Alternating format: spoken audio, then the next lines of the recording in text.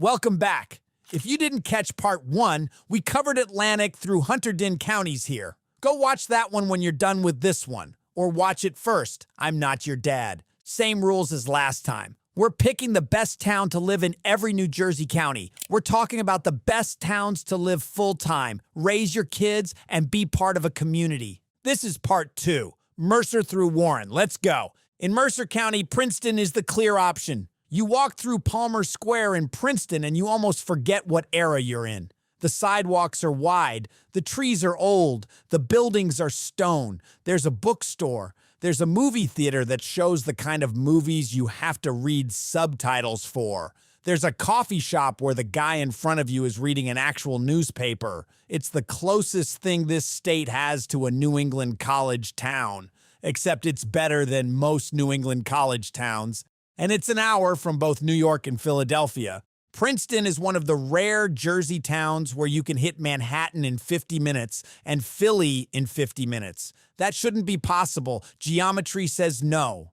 But somehow, Princeton sits exactly in the middle, and you can pick whichever city you feel like ruining your day in. The university obviously runs the place, and usually that's a problem. College towns get loud, cheap, and covered in vomit every other Saturday. But Princeton is an Ivy League school, which means the worst behavior you'll see is 2 econ majors arguing about canes outside the library. Public lectures, world-class museums, a library that mortals are technically allowed to use, a legitimate cultural calendar, all of it free or basically free if you live in town.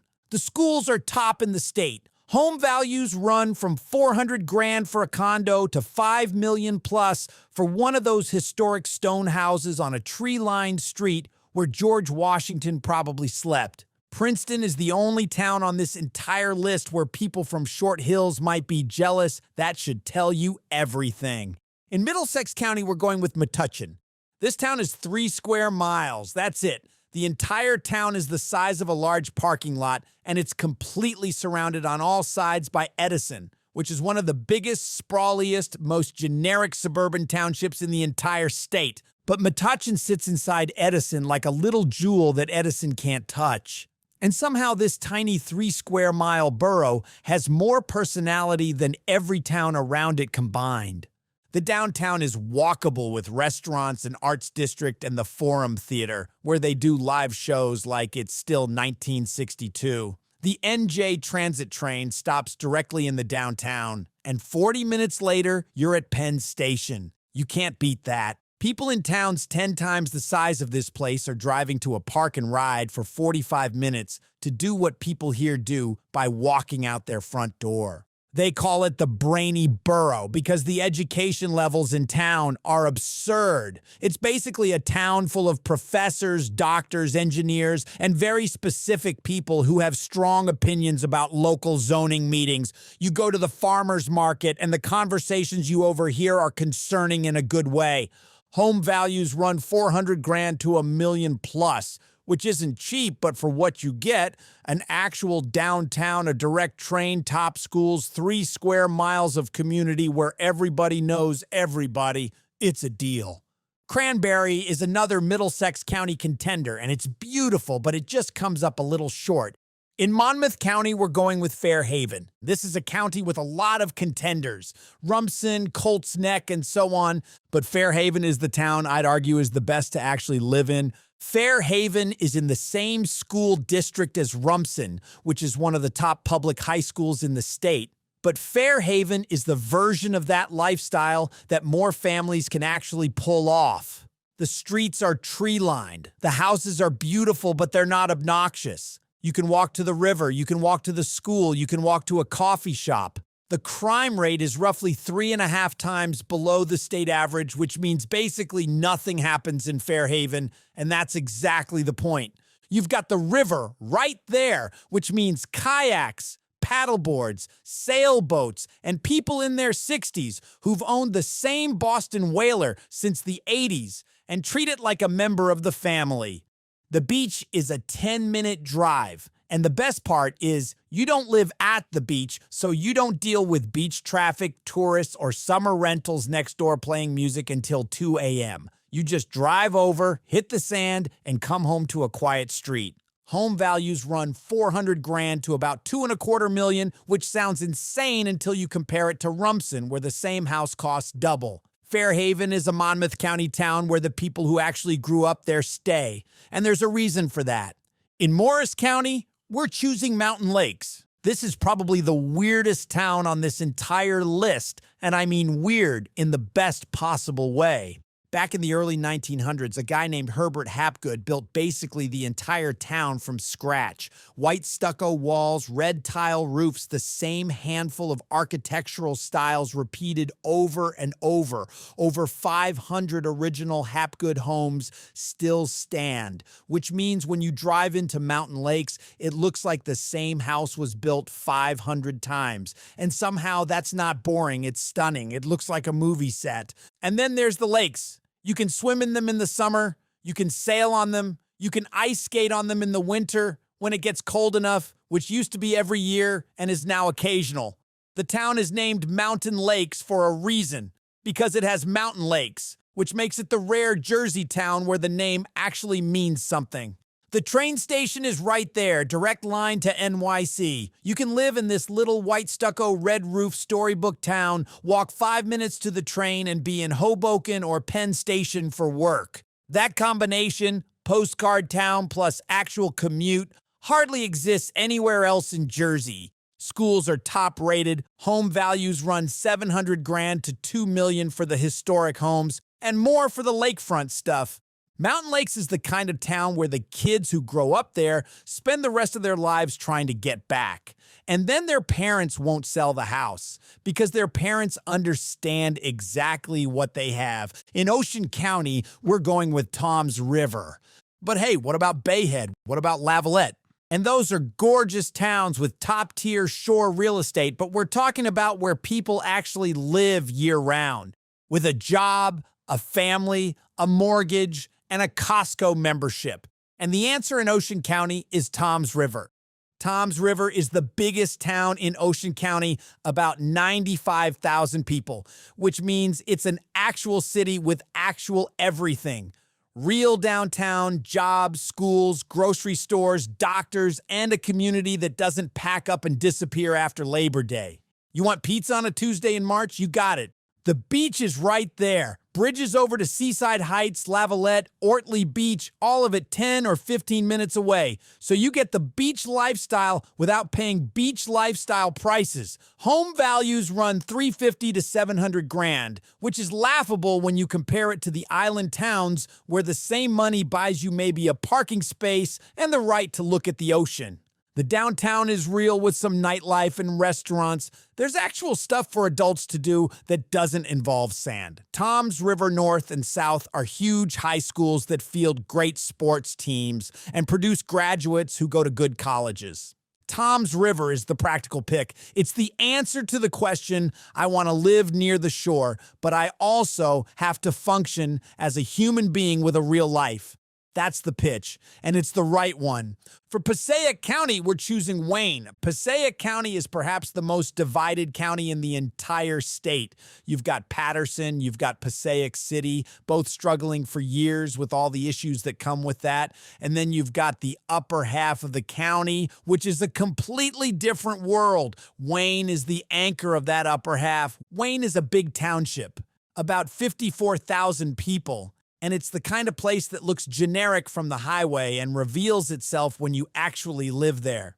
Yeah, you've got Willowbrook Mall, which is the kind of mall that's somehow both a regional landmark and a place where everybody complains about parking. You've got William Patterson University, which gives the town that little jolt of college town energy without actually making it a college town. You've got multiple parks, hiking trails, lakes, the Day Mansion where George Washington actually had his Revolutionary War headquarters, which most Wayne residents don't even know about, by the way.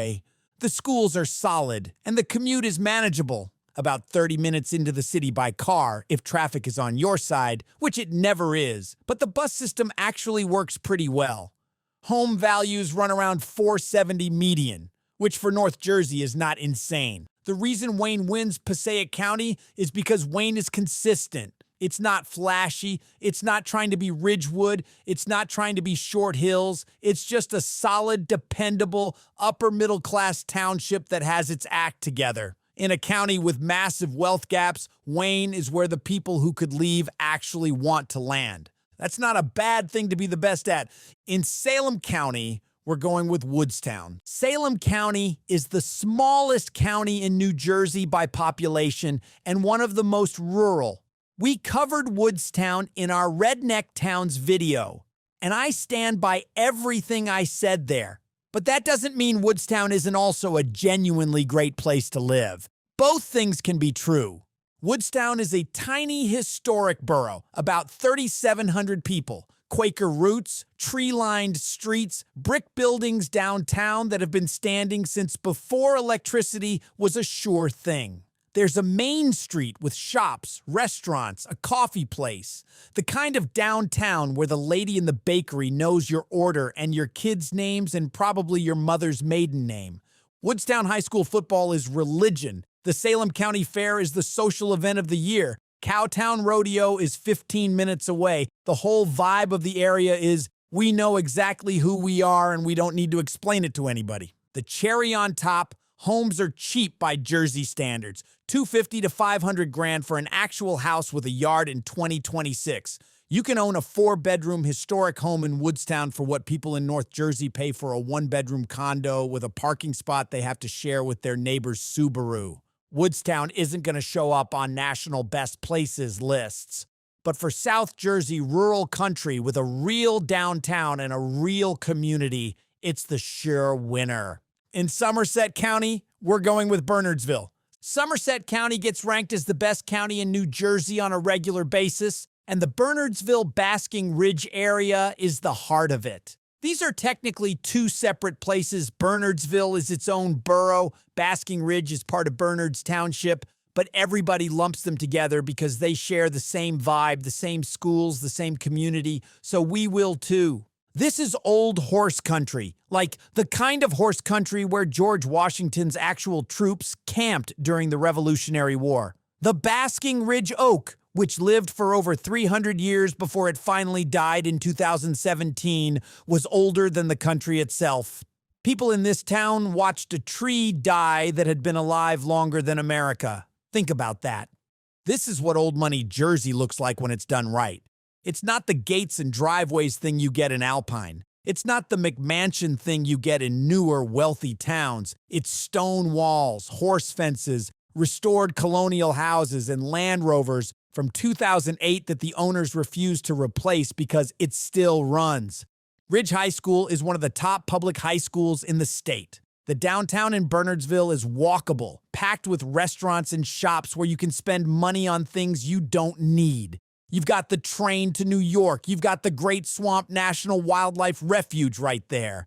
You've got the kind of rolling hills and farms that make you forget you're in the most densely populated state in the country. Home values run $700,000 to $3 million plus. It's not cheap, but you're getting the lived-in version of New Jersey wealth. Quiet, established, no need to prove anything. All the way up north in Sussex County, we're picking Sparta. If you've never been to Sparta, you've arguably never seen the prettiest part of New Jersey. People drive up to the Pocono Mountains for vacation and don't realize the same scenery exists 30 minutes from their house. Save the gas money.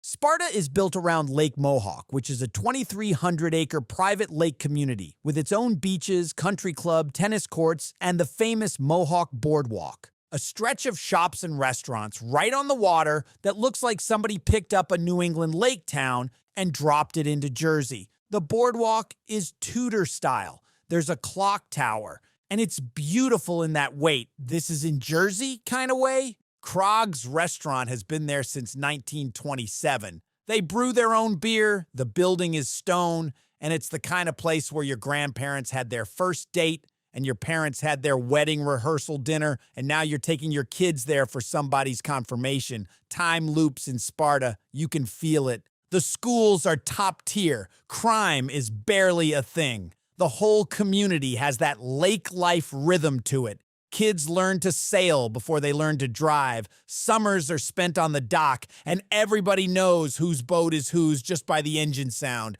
Home values run 400 grand to $1.5 million, with the actual lakefront homes pushing 5 million plus. The lakefront stuff is generational. Those houses don't really come up for sale often. They just quietly transfer between cousins. Sparta is the rare Jersey town that gives you the rural country feel without sacrificing actual amenities. You've got the lake, you've got the boardwalk, you've got real restaurants, and you've got a school district that actually works. That combination doesn't exist anywhere else in Sussex County. In Union County, we're going with Westfield. Westfield is the platonic ideal of a North Jersey commuter town. If you describe perfect Jersey suburb to somebody who'd never been here, what they'd picture in their head is Westfield. The downtown has over 200 shops and 40-plus restaurants. The streets are wide. The houses are Victorians and Tudors. The train goes directly to Penn Station. Everybody in Westfield is either going to a soccer game, coming back from a soccer game, or quietly resenting somebody else's kid for getting more soccer playing time than their own kid. Quick trivia that almost nobody knows. Charles Addams, the guy who created the Addams family, grew up in Westfield. Every year they do Addams Fest, which is basically a whole town-wide Halloween celebration with art shows, screenings, costumes, the whole thing. Most towns would let that history quietly fade away. Westfield made it a brand. Westfield High is one of the most respected public schools in the state. The downtown is walkable in a way that most Jersey downtowns can only dream about. You've got actual independent businesses, restaurants worth eating at, and community events that turn out half the town. Home values run 700 grand to 2 million, with some pushing past 3 million for the big Victorian estates near the country club. It's not cheap, but you're getting one of the most coveted addresses in the entire state. And there's a reason every realtor in North Jersey is constantly begging people to list in Westfield. If somebody put a gun to my head and said, describe the most New Jersey town in New Jersey, the answer might be Westfield. And that's a compliment. In Warren County, we're going with Hackettstown.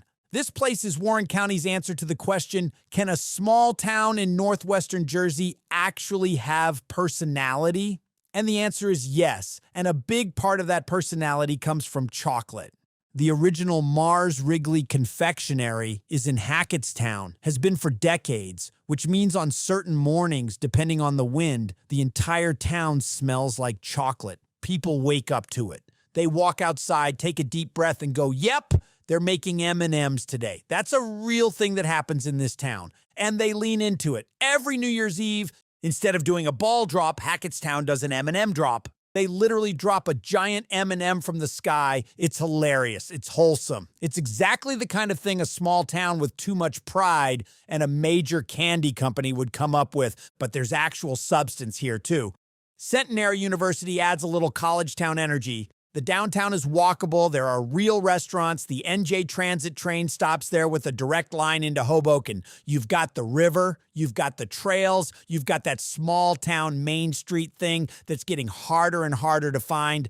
And the home values, 300 grand to about 650, among the most affordable on this entire two-part list. You can buy a house in Hackettstown for less than what it costs to rent a one-bedroom apartment in Hoboken for 2 years. In a rural, spread-out county like Warren, Hackettstown is the rare town that actually has downtown life, college energy, a working train station, and a personality. Plus, you wake up to chocolate. That's not nothing. So that's it. 21 counties, 21 towns, the complete list of the best places to actually live in New Jersey.